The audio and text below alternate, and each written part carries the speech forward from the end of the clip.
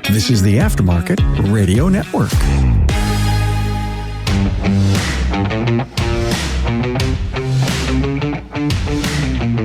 Welcome to another episode of Business by the Numbers. I'm your host, Hunt Demarest, CPA with Parmelis & Associates. If you're a client of ours, you probably got a message last week that we were all out of the office. Last week, we shut down and took the entire team to Mexico for 5 days for our annual company retreat, I guess we'll call it. And as the title of the episode alludes, what was the real cost of that? Or is there even a cost? And how do you apply something like this to your business? Before we get into that, I want to have a quick word from our partners who make Business by the Numbers possible. For over 30 years, Napatrax has made selecting the right shop management system easy by offering the best, most comprehensive SMS in the industry. We'll prove to you that Trax is the single best shop management system in the business. Visit them online at napatrax.com. That's NAPATRACS.com. Promotive has over 40 years of recruiting and automotive experience. If you're in need of qualified technicians and service advisors and want to offload the heavy lifting, visit them online at gopromotive.com. So you might be wondering, okay, Hunt, how does you taking your team to a resort have anything to do with me running my business or my shop?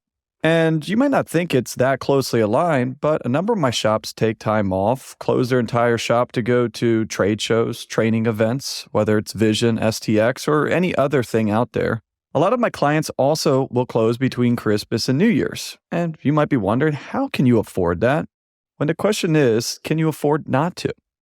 And I want to run through here a couple examples, and this is not meant to tell you how to run your business, right? It's your business. The reason you're self-employed is because you've created what you want, right? You can build whatever you want. If you want to have your team off for the entire year, you want to never let your team off for a day, that's your job, right? Your name's on the door. You sign the paychecks. You can do whatever you want. But what I want to kind of look at here is kind of deep dive into this, because the knee-jerk reaction, I get it. I don't make any money if my technicians don't bill anything. So if I don't have people there, you're just looking at the money burning out. But you're looking at the short term. What is the longer term? What is the non-financial impacts? And also, to share a little bit of it, I did a lot of reflection on this week that I had with the team and kind of share some of the stuff that came out of it for my team. And you could probably use some of these same analogies with your team as well. First off, we're going to, like I said, go through a couple examples here. The first example is our trip. And then kind of go into how it's more closely aligned with stuff that you guys would probably experience. Last year was actually our first year of doing it. We were going to go to a QuickBooks conference in Vegas. I know, sounds really fun, right?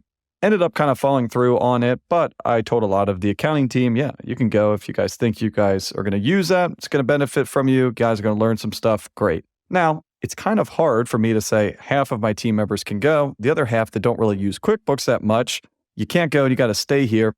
So we ended up letting everyone go. Ended up not even going to the conference because it was a bit of waste of time and money, but had a really good time on it. Did some team building stuff, had a couple business meetings, mastermind, stuff like that, but really just gave the team a lot of time to unwind.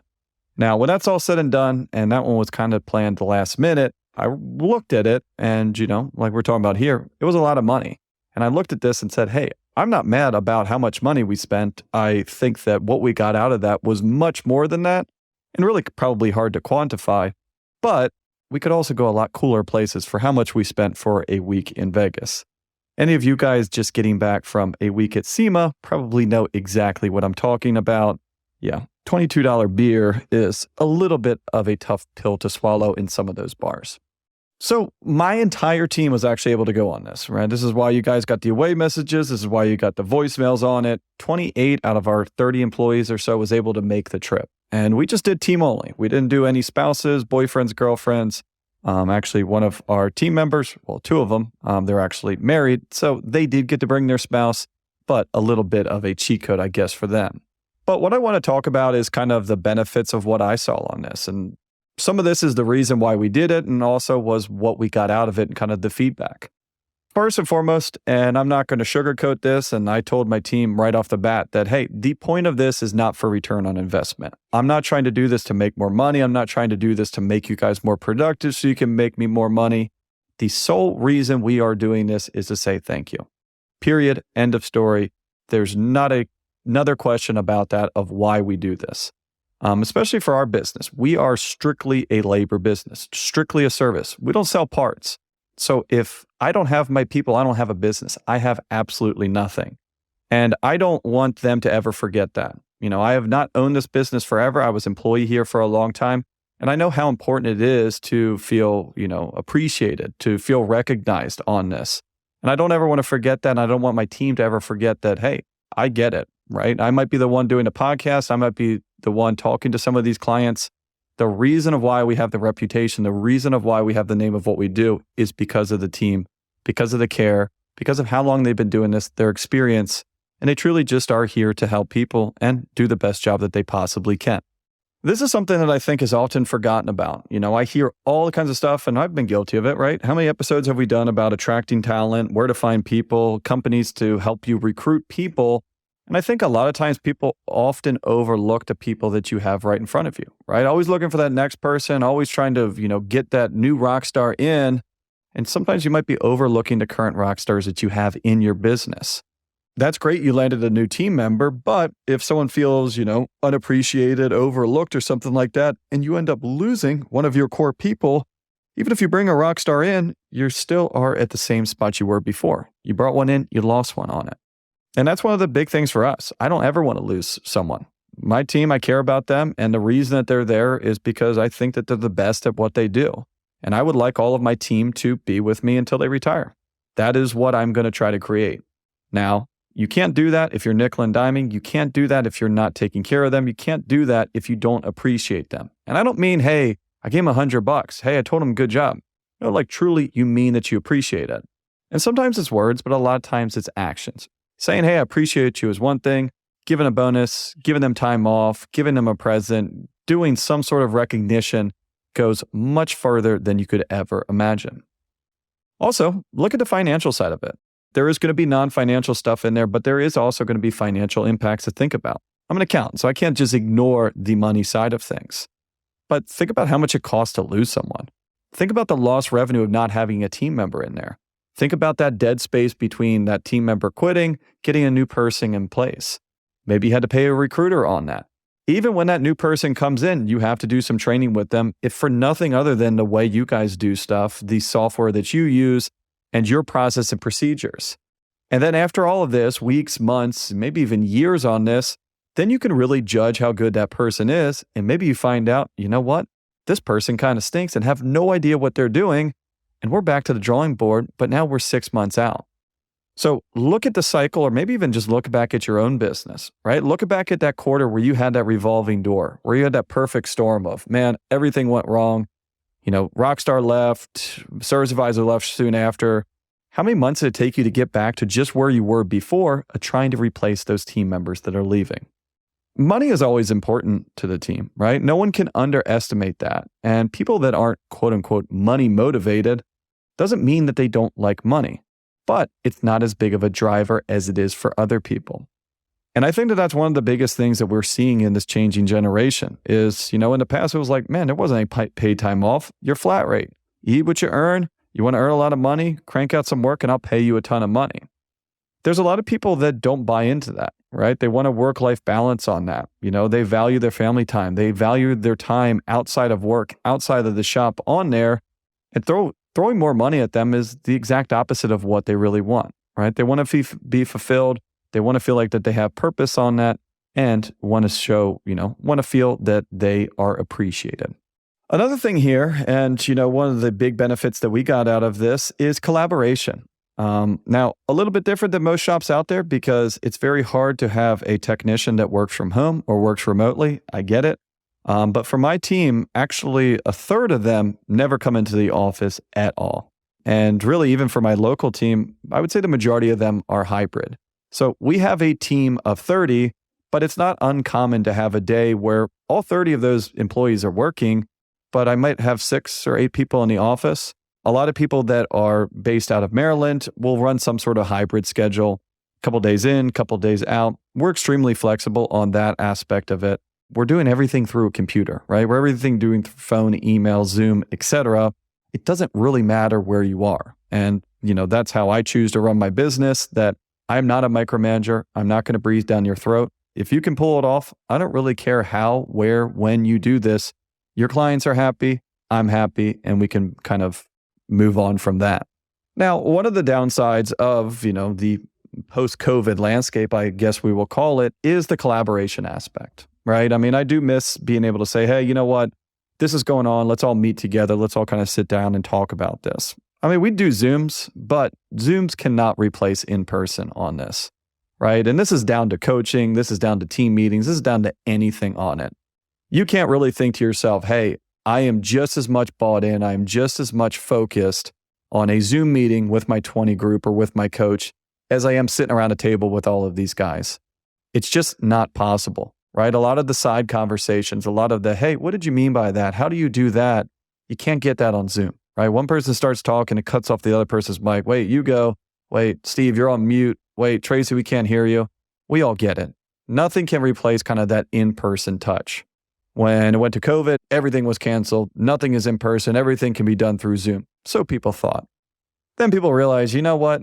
You can't replace some things, right? You can just never replace the human aspect of this, of looking someone eye to eye and really being in the same room as them.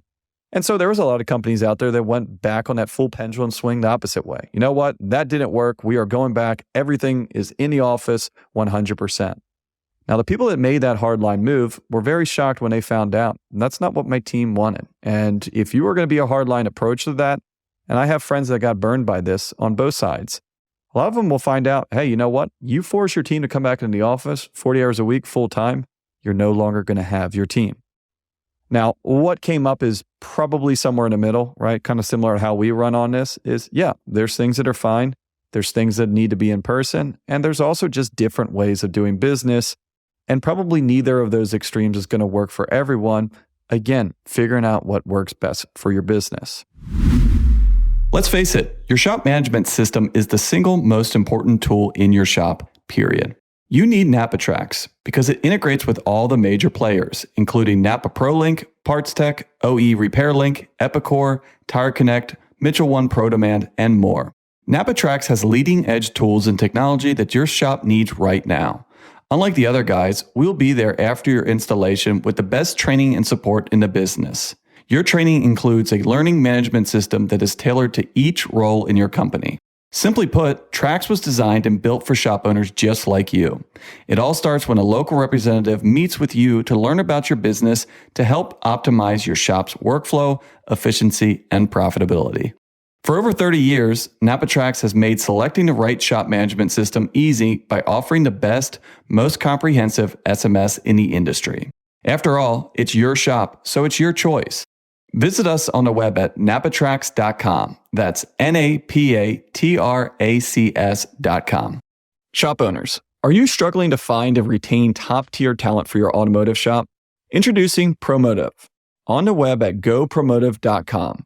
With over 40 years of combined industry and recruiting experience, we're the ultimate staffing solution. We go beyond traditional agencies. Our team provides dedicated recruiters and account managers advising on processes, compensation, and benefits. We focus on placing technicians and service advisors with shops that offer the best culture, training, and long-term growth opportunities. Trust our experience to match the right talent to your shop. We carefully select shops that value employee excellence and provide an environment for success. Our dedicated team leads the entire process, leveraging our industry knowledge and expertise. Partner with Promotive and experience their advantage to help you build a high-performing team that drives your shop's growth. Visit gopromotive.com today and let us help find and keep the best talent in the industry. One of the big things that, talked about collaboration was, just everyone be able to sit in the same room. So when we went down there, we were down there for 5 days, and I said, give me 2 mornings. Tuesday and Wednesday morning, you got 4 hours. We're going to go down through some stuff. The rest of it, you can do whatever you want, right? You can drink the entire time.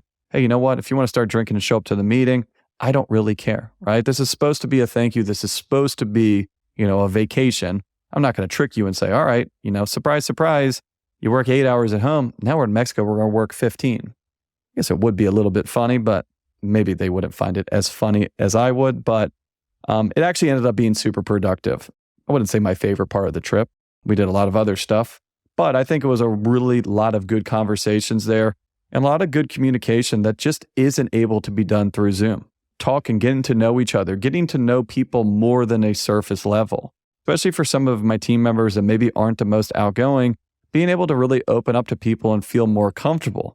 If you feel more comfortable with your team, if you have a better rapport with your team, everything's going to run a little bit smoother. You might not be as nervous to reach out and ask that person that question when you know them very well, right? You might not be able to get into the finer details in a Zoom meetings. However, if you're in person and say, hey, you know what, this came in a meeting, can we kind of have just a little side conversation because X, Y, and Z is happening. I think we can do this differently, right? The collaboration and, kind of the depth of what we are able to get into in a relatively short amount of time is just unmatched on something with webcams and headphones and stuff like that. Also, you're getting to know the people that you work with. People leave companies for not liking the people that they work with. You might love what you do. You might love how you get paid. If you got terrible coworkers or coworkers that you just don't click with, it's never going to be a long-term job. And the same flip side of it is people stay with companies for a long time, even if everything is not perfect, if they're working with their friends and they like each other. Building those relationships builds the team, builds the morale on it, and strengthens the bond that they have that ultimately will going to have them live a happier life and a happier work life. But how do you think that that's going to affect my business? If my team is happy, my clients are going to be happy. And ultimately, if my clients are happy, I'm going to be happy as well. And we cannot ignore another aspect of this is time off. And, we did close it down. We had a, kind of emergency line on there for things that did come up. And we get it. There are emergencies and we did have access to this. But I did also tell my team that we're off, right? I want you guys to unplug. I want you guys to unwind. I don't want you on your emails. I don't want you constantly checking phone calls. The reason is because everyone burns out. But a relentless schedule not only hurts morale, it also kills production too. Just think about your business right now. Are you at your best on 2 hours of sleep or 8 hours of sleep? Right? Your employees are the same way. Do you think your technician's going to be able to crank out that job in the same level or the same type of enthusiasm if he's been doing this 7 days a week for the last 8 weeks without a single day hour off? Do you think that your technician can work 80 hours a week for a decade without any sort of downside, or is that an unsustainable pace? Right? These are a bit of, a hyperbole, a bit of an extreme situation here, but this is exactly what I'm talking about. People need to stop. People need to unwind. People need to catch their breath. And if you don't give people any time for, to come up for air and to be able to truly unplug from all of this, you're never going to have a long-lasting team, and you're probably not going to have the greatest culture as well. And we're in a relationship business, right? We get to know our clients, we need to understand them, and we need to be able to work alongside them. You can tell if someone hasn't left the office in 3 days. Some of you guys have probably talked to me or some of my team members during tax season, and you know what? I don't think we're at 100%. But I don't think you could find any accountant out there during tax season that's 100%. Now, one of the things that, we're talking about, and one of the part of, the big planning that we're doing is creating a business that we do not have a tax season. And what I mean by that might sound weird. We're still going to file taxes the same time as everyone else is, but I don't want overtime. Right now, no one is allowed to work on Sundays. That is a hard rule. I don't care what it is. There's no reason you need to work on Sundays. We have enough people in the office. We do not need to work on Sundays because you need to have some time. You need to be able to take a breath. I don't want to work around someone that's been working for, 5 weeks straight. You don't want to work with someone doing their taxes if it's doing that either. And also, what does the quality of work look like? Now, are we going to be able to have a tax season this year without any overtime? No. Next year? Maybe, right? I shouldn't say no. Hey, we might be able to do it. And if I say no, then that's probably going to be true, right? What do they say? Yes or no? Both answers are right. It's something that we're working towards, and it's something that we're looking at every single year to see if it's at least getting better. And a lot of people probably look at the opposite. Man, I want to see my people put in time. I want to see my people put in hours. No, I don't care about hours. I care about production, right? I care about efficiency. If you can get in and you can do your job in 30 hours instead of 60 hours, I'm going to penalize you? No, we're trying to work smarter, not harder here. So why are we going to incentivize someone to do the opposite? So when we look at the cost, we cannot be short-sighted on this. And yeah, there is a significant cost on this trip in the short term. I'm not going to lie to you. We didn't get it for free. I didn't run out on the hotel tab at the end of this But in the long term, this is going to pay for itself. Absolutely 100%, not a doubt in my mind. I see a team that is energized when we get back. Now, a little bit less when you got off that plane into this cold weather. I think that the relationship amongst the team is much improved, especially with some of the new team members that really didn't know most any of the people on that trip. And I think that these relationships amongst our team are going to be able to benefit our clients 100%. So for those that had an issue last week, I apologize that we couldn't fix it last week, but I hope that your short-term issue will be rewarded with a re-energized team ready to help you in the coming future. This was not meant to brag about how my team is going to Mexico. This was not to solicit job applications to come work for us so that you can go on a trip, which is actually kind of funny because we did have a new team member that joined like 6 weeks before we went on the trip. I was joking with her and I said, we didn't tell you about the trip before we kind of offered you the job because even if you weren't going to work with us, you'd be silly not to at least take the job, get the free trip, and then you could quit. Now, I'll follow up on this if, we do have someone that said, you know what, I'm thinking about quitting. I don't like working for Hunt, but I'll at least wait till after he goes to Mexico. I don't think that's the case, but hey, you never know. Enough about my business. Let's talk about shops. Let's talk about your business. I don't think that there's many shops out there, but I know several shops that don't offer any sort of paid time off because they quote unquote cannot afford it. And here's the math that they're using. So they're looking at this and they're saying, all right, little Johnny is pretty decent technician out there, cranks about 30 hours a week out, gets me about $125. So I let little Johnny off for the week. I'm losing almost $4,000 in labor sales. Plus I'm also paying him too. Now, if I add on to the parts cost of this, this is going to cost me $5,000 in lost revenue alone just by letting little Johnny go on vacation with his family. So in your mind, you're $5,000 out. And this math is what you are using to justify your decision. You're looking at the cost for that 1 week. I'm not going to lie to you that the cost for that 1 week is correct. Yeah, you're reading that right, but you're stopping that there. Another way to look at that is like this. So let's say little Johnny was averaging about 30 hours before he took off. Just kind of in a rut, not doing horrible, but he's not out there, setting any records or anything like that. Let's say he comes back a new man or a new woman and can turn it on for even 3 weeks and boost that production. And instead of averaging 30 hours, he cranks up 40 hours for the next 3 weeks. You just made all your money back. That extra 30 hours of production that he lost, he just made those back in 3 weeks just by being re-energized and ready to hit the ground. Maybe that's a little bit excessive, but maybe he pulls an extra 5 hours, but does it for 6 weeks. You're making your money back. Even 2 extra hours over the course of 2 months will already make your money back. And that's just the basic financial side of it, right? Let's factor in the cost of that technician burning out and quitting. Even if that job goes open for 2 weeks, you lost twice as much money in lost revenue in that 2 weeks that you had lost him than you would have given up when you let him take a vacation. What about your team's family? Do you think it would be good for them to spend some time with them as well? No one leaves personal life at home, right? How many of you guys have had team members that are bringing this stuff into the shop, right? Not that it's a burden. Everyone's going through stuff. I get it. But if you don't have a good life at home, if you have instability, if you have, marital issues, if you have kid issues, you have custody issues, you have health issues, whatever it is, that's going to affect your job. Sooner or later, it's going to affect your job. What about keeping up with your competition? You cannot afford not to do this. Why? Because I'm going to give paid time off. Imagine if you came and you're looking for an accounting job and it said, here's Hunt's business, here's a business down the street. They're going to pay the same amount of money. They both do taxes. They both do accounting on this. But he takes his team to Mexico for a week and this other place does not. Which one are you going to pick? Right? It's the same thing for you guys. This is the most competitive time to attract top talent, technicians, advisor, wherever. I see your numbers. Most of you guys are paying relatively similar amounts. These benefits, right? This paid time off, this retirement, little stuff like that is what sets you apart.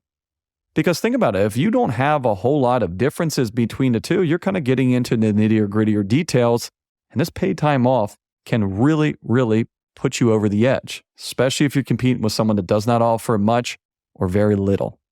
What about comebacks? We don't really have comebacks in my business per se, right? Everyone makes mistakes on it, but, a little bit different than, I would say a classic comeback for a shop. But comebacks cost money. And for a lot of shops, comebacks cost a lot of money. right? And that's looking at the long term, right? Hey, doing that comeback on a customer, is that really just going to cost you the 5 hours you had to eat? Or did you just lose that customer for good? His entire family went there, his brother and his sister, and now none of them are coming back. Should have used coming back on a comeback example, but you get the point here. Do you think that a comeback is more likely to happen on a technician that just got back from spending a nice relaxing vacation or one that's a bit burnt out and overworked? Keep in mind that if you eat a 5-hour comeback, you need to sell 10 hours just to make your original money back, right? It is that expensive. I think you get the point here, but this last kind of overall example should really drive this home. So we're going to talk about technician training. Waste of money, not an effective use of our time. I'm not sure why people are spending all this money on it. I get it. I've seen it. I've seen people talk about it. Too expensive. Can't shut down. You can't take your entire team there. So first of all, I think it's a necessity. Hey, even if you do not want to do it, even if it does not give any benefit, if you are not training, your shop's going to be left in the past. Period. End of story. I'm a gearhead and I know cars pretty well, and I understand the challenges that shops face with cars. They are more complicated than I think anyone really could ever imagine. Just think about talking to your customers. I do not think that they grasp the level of technology that you guys are facing on fairly common vehicles right now compared to what they're used to, right? Think about if you have even, a 40-year-old person, that's bringing their vehicle in there. And maybe they used to, when they were younger, kind of wrench on some stuff. And when they first got their own car, they were doing some work on it. You guys are working on their 2020. If they were wrenching, they were working on a 1995 vehicle. Imagine if the technology right now is the same as 1995. All right, imagine how much that experience on 1995 technology would get you. Probably would even get you into the mid-2000s if you did not do any training. So first and foremost, I don't even know if this is an option, right? And what if you never got any training on fuel injection systems, right? And your boss said, you know what? It's just not worth it, right? How different can it be from a carburetor? We'll just figure it out. Probably going to burn through some engines there before you really kind of get the handle of it. And again, is that working smarter or harder? But let's use that same example as above, because I can use the same paid time off example for taking the shop to a training conference. And we're going to use Vision, for example, not only because I will be teaching there in the spring. So if you want to see this podcast in person, but also just because, Sherry and her team put on an awesome show there. Something for everyone. They do technician training, management training. And yeah, did I say I would be there, right? What more do you need to hear? But seriously, I have a lot of shops that, some of them are local in the Midwest area because the show is in Kansas City. But I also have shops from other sides of the country that will actually shut down and take their entire team there. And to kind of go back and use the same examples I was talking about before with my own team is, do you think that the team is going to feel some appreciation if you take them, out of town, fly them, drive them, take a train, get a hotel room for your guys for, 4 or 5 days in Kansas City? I would probably think so. Do you think that the morale is going to improve when the team can spend some time together outside of work? Do you think that their communication is going to improve when your team really gets to know each other, kind of figures out what each other's deal is, how they work, what makes them tick? Sure, hon, all this is really great, right? I get it, yeah, rah, rah, everyone's going to be excited, but it's really expensive, right? I can't afford this. But is it though? And I could use that same example as above, right? Because not that it is vacation, but let's be honest, right? This is probably the passion for a lot of team, learning this stuff, sharpening their skills and investing in themselves might even bring them back even more energized than taking, a family trip to Disney World or something. Coming from personal experience of someone that has spent a week in Disney World, hopefully my wife's not outside the door listening, but I might rather be at Vision sometimes on that. Yeah, anyone with kids can probably appreciate that joke. But seriously, if we could use that same example below, what kind of pop you're going to get just from that renewed energy, just from those recharged battery, just from having some time away. But let's talk technical. And maybe you got a job that pays 5 hours. But you guys turned that away last month and have always turned that job away because you just don't have anyone in your shop that can handle that effectively. You've been too nervous, or maybe you've tried in the past and it's just went south. So that certain job comes in there and you guys just say, no, I'm not going to do it. We can't do it. You guys know that and had one of your technicians sign up for a class that is going to be 4-hour, 8-hour class. And now they can do that job, right? Now they can do that job and more But let's just, for this example, say that they can now do that job. Maybe you do that job once a month going in the future. Maybe you do that a couple times a month on it. But that job that you could not do before, now you can do. How much do you think that is increasing your earning potential? Now, that is an extreme example of this big job that you couldn't do before that now you can do. A more realistic approach of it, because there's probably some of those, but probably a little bit more infrequent, or else you probably already would have done some training on it. But what about just kind of being more proficient, right? Being more proficient in your skills, having more confidence in yourself, or maybe learning how to use your own tech a little bit better. Let's say that is going to give you maybe 15 minutes a day for a technician in increased efficiency of just working smarter, not harder. An extra 15 minutes a day of efficiency is about an hour and a half extra production a week. And if you look at an entire year, that's about 75 hours a year generated in additional. Let's say your labor rate's $125. That's almost $10,000 alone. And with parts, it's probably closer to $15,000. I think that $85 hotel room in Kansas City is starting to look cheaper and cheaper by the minute. And that's just an example for one technician. Maybe you have 8, 10 technicians. Maybe you have 10 technicians.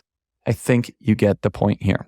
To wrap this all up, though, this episode is not to criticize people that we don't offer a full benefit suite or that you don't pay for trips to all-inclusive resorts, but to open your eyes to the bigger picture and see other points of view. Like I mentioned before, don't listen to me, don't listen to anyone else. Run the business that you want to run. That's the entire reason why you went into business for yourself. Numbers don't lie, but they often do not show the full picture. And also, numbers can be used to justify your own preconceived notions. Is it glass half full or glass half empty? Could be either, right? Depending on the person looking at it. And if for nothing else, just to give a little bit of love to the team that helped you create the business that you have today. Never forget, if you do not have a team, you do not have a business. Cars can't fix themselves quite yet. And the people that end up failing are the ones that forget this. And you are only as strong as the people around you. Take care of them, appreciate them, and hopefully they will return the favor. Please share with friends. If you have any questions, comments, or ideas for a future episode, please shoot me an email at podcast@parmelis.com. Just want to say thanks again for listening on the Aftermarket Radio Network. You can find all shows on the aftermarketradionetwork.com and on your favorite podcast listening app. Thanks again for joining me on Business by the Numbers. Stay safe out there, and I will talk to you all next week. You've been listening to Business by the Numbers with Hunt Demarest on the Aftermarket Radio Network. Follow Hunt on your favorite podcast listening app. Let him know what you'd like him to cover. His email is in the show notes. Hunt is all for advancing the aftermarket.